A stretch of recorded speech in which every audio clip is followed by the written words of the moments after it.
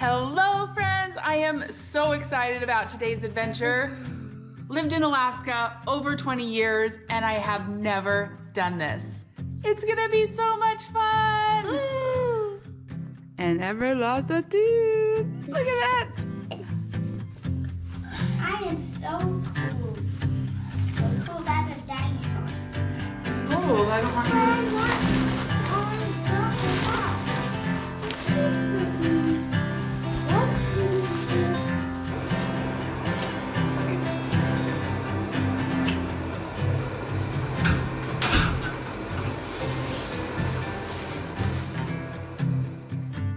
Late in the 1890s and 1900s, Alaska has a rich gold rush history.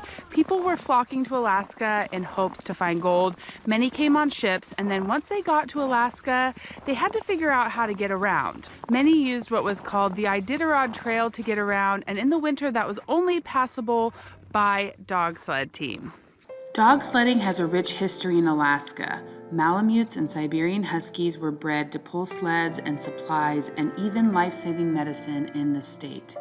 These dogs are bred to run and their mushers treat them like family. One of the best places to experience dog sledding is in Willow, Alaska, and that is where we are today. It is the official start to the famous Iditarod race.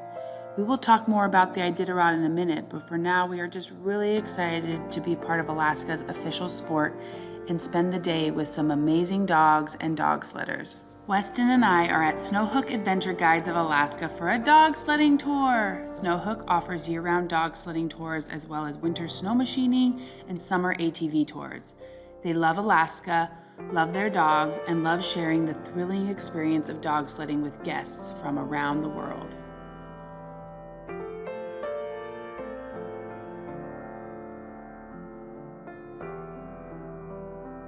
When you come to Alaska, you may not have all the gear you need for an extreme cold weather adventure like this. Snowhook has you covered with helmets, snowsuits, gloves, and the iconic bunny boots to keep your toes warm.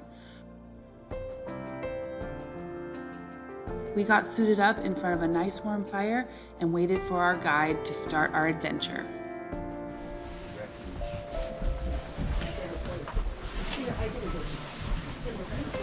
Oh, it's fantastic. This thing is awesome. It's amazing. It's amazing. Can I show it? Be the links, you know what I mean? Yes. Even got the lynx paws. And you made this? Yeah. Yeah, I sew. She's done Beautiful work. most of this for work here. I have mitts. We do a lot of stuff for the mushers up here. We take Awesome. care of our mushers really well. Amazing. So, Beautiful. some new roughs out there too. Okay. Oh, get on there. What's your name? I can't hear you, man. Weston. Weston, I'm Peter. Pleased to meet you. Our guide Peter took us outside to give us a history lesson on dog sledding in Alaska. You might be surprised when you see these Alaskan Huskies because they are a mixed bred dog, not the fluffy Huskies you often see in movies. The indigenous people of Alaska worked with dog teams they believe as far back as 15,000 years ago. As Russian fur traders and gold rushers came into the area, they also started working with dogs. When winter hits, the swamps, lakes, and rivers become highways and dog sleds are the way to get around. With the gold rush, there was a dog shortage and any dog bigger than a Cocker Spaniel was brought up from the western United States and bred to be an Alaskan sled dog. In the 1930s, the sled dogs began to fade away as snow machines and airplanes made travel between villages and cities much faster and easier in Alaska. But there were still these really cool dogs and long winters, so communities started having dog races. It was a great source of civic pride to have your village represented by the best dogs and the best musher. By around the 1970s, those racing dogs were disappearing from Alaska, so to preserve Alaska dog sledding, the Iditarod race was created to honor the dog sledding pioneers. The Iditarod sled dog race is a 1,049-mile race from Anchorage to Nome. It carries on the racing tradition started in those early days. It also commemorates the intrepid mushers and their dogs who fought through blizzard conditions to bring a life-saving diphtheria serum to Nome in 1925. It captures the spirit of a long-ago mushing lifestyle. The first official Iditarod race was run in 1973, and the winner finished in 20 days. And the last team came in at over a month. The record was set in 2017 at 8 days and 13 hours for finishing. Justin, the owner of Snowhook Adventures, has run 6 Iditarods, and Peter, our guide for today, has also run several Iditarods and was able to share some awesome stories about being on the actual Iditarod trail. Today, there are 6 mushers heading out on our group tour, and they each pick out 7 dogs to be on their team so that we can have our dog sledding adventure. It is so noisy here with the dogs because they're all tethered up now and they are ready to run. Sorry. They're ready to run. They're so excited. After a few last-minute instructions from our musher, we were ready to head out with Weston sitting on the front, our musher in the middle, and myself on the back. I was feeling a bit nervous because I realized that it was actually going to be a bit more technical for me on the back, but I was really excited at the same time.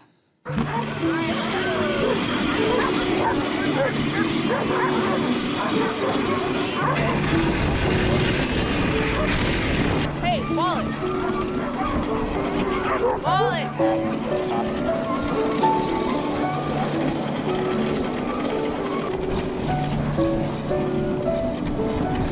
All right, G. Good.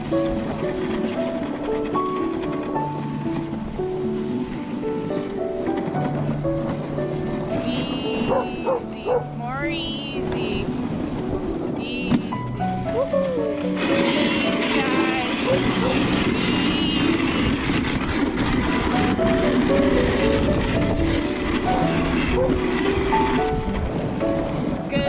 Good dogs. Good job, Maury. Good job, Wallace.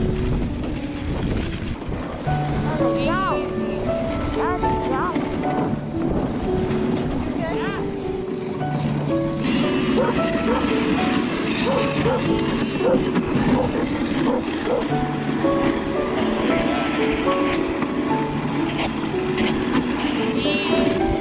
Alright, we're stopped here on the inside trail. Gonna wait for everyone to catch up.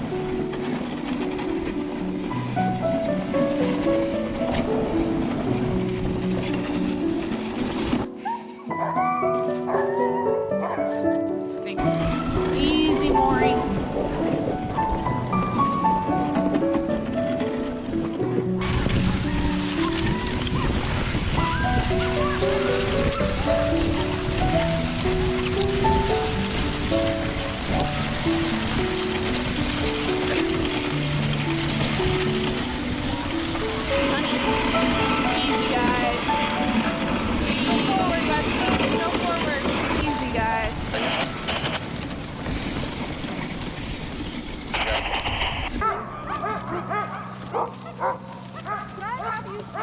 On this big, strong brake with both your feet, probably. I'm just gonna pick up a couple dogs.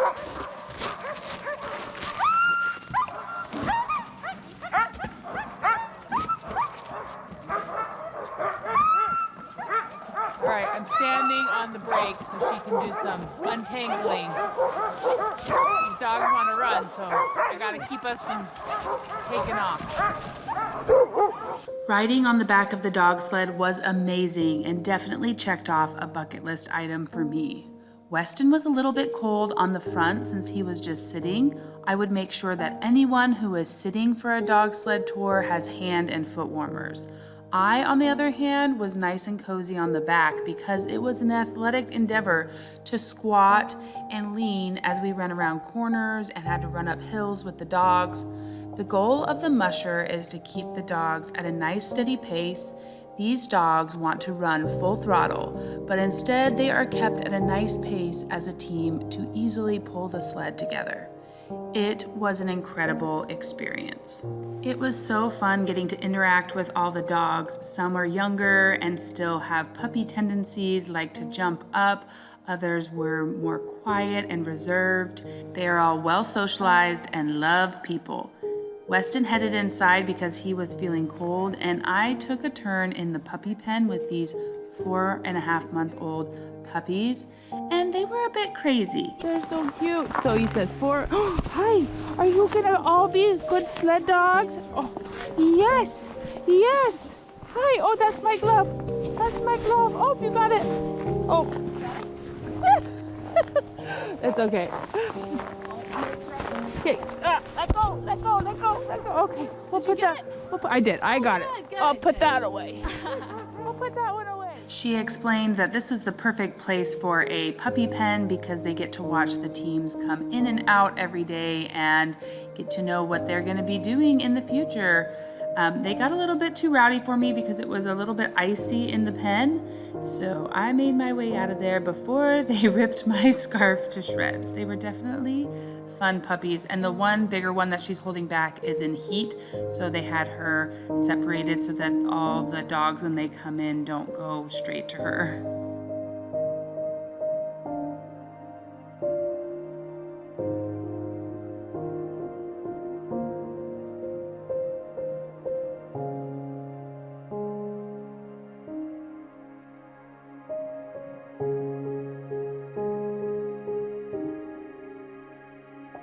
All right, that was absolutely incredible.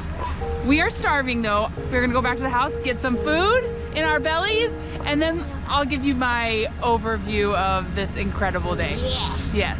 And she gave me a dog. A little dog booty. Yeah. We're gonna have to try that on Luna when we get home. She's gonna hate it, but we'll do it. All right, we are back at the Airbnb, all warmed up. Bellies are full from lunch, and I've had a few minutes to think about the experience today. Number one, it was incredible. It really was so incredible thinking about how this is how people have gotten around for thousands of years. It's so efficient. Those dogs love to run. They were so excited to run. Two, I was amazed. She was having to slow them down the whole time. Sometimes I think people might be concerned that these dogs are getting run too much, but they love to run. That's what they're bred for. And so they just wanted to run. They wanted to be competing with each other to run.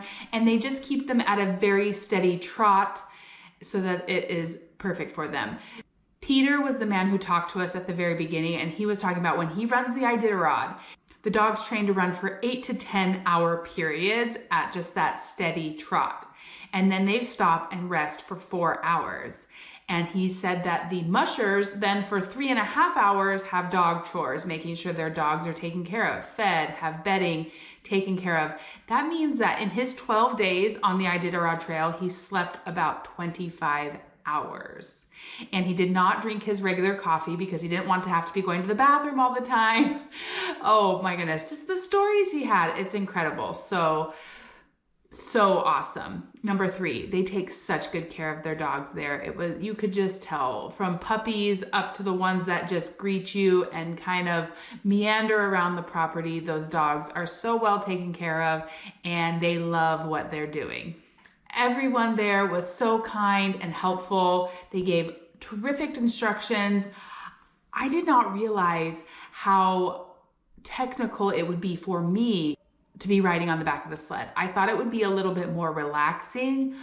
It was a lot of hard work. I felt like I had done a workout by the end of it because you're having to help them hit the brakes. You're having to crouch down. You're having to lean into the corners. So definitely if you are not an active person, you need to be sitting in the front, and then bring hand warmers and feet warmers because you're not doing a lot of movement. I was hot because I was moving around the whole time.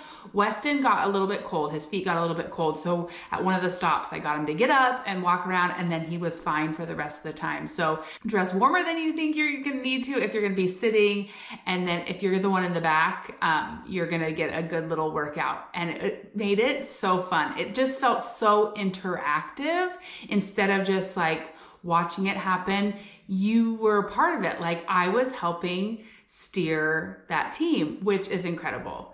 The power that those dogs have when they start pulling, when she let them just pull, was incredible. They are so strong and just so happy rolling in the snow when they stop. And it was really, really fantastic. So I know that this is a bucket list item for many people. If you do make your way up to Alaska, summertime or wintertime, I highly recommend checking out Snowhook Adventures. They were incredible from start to finish. From the people that greeted you when you get there, helping you get the gear you need, making sure that you have everything that you need, to meeting the dogs, to going on the sled, to seeing the puppies afterwards. They take such good care of you. 10 out of 10 recommend Snowhook Adventures, and I'm so grateful that we got to partner with them today and show you guys what it's like to go on an authentic sled dog ride. Like, it really was awesome. I hope that you felt that, because it was really, really cool. I have no idea why I waited till I was 36 to try it out, because it's practically in our backyard. We're just about an hour away from home. I've seen lots of sled dogs go around when we have recreated up here before, and it's so fun to sit and watch them all go by. I just love it, but this was on a whole new level. So 10 out of 10 recommend. If you can't make it to Alaska, I hope you enjoyed coming along with us to go sled dogging with Snowhook Adventures today, because it was really, really cool. We love you guys. We are so grateful for each and every one of you that spends time with us. Thank you so much, and we'll see you again real soon for more of This Alaska Life. And thank you for the extra little support from our Patreon members. These are the type of things that I want to continue to take you guys to do, and support from our Patreon members is making that possible. So thank you so much. We're so grateful. Bye, guys.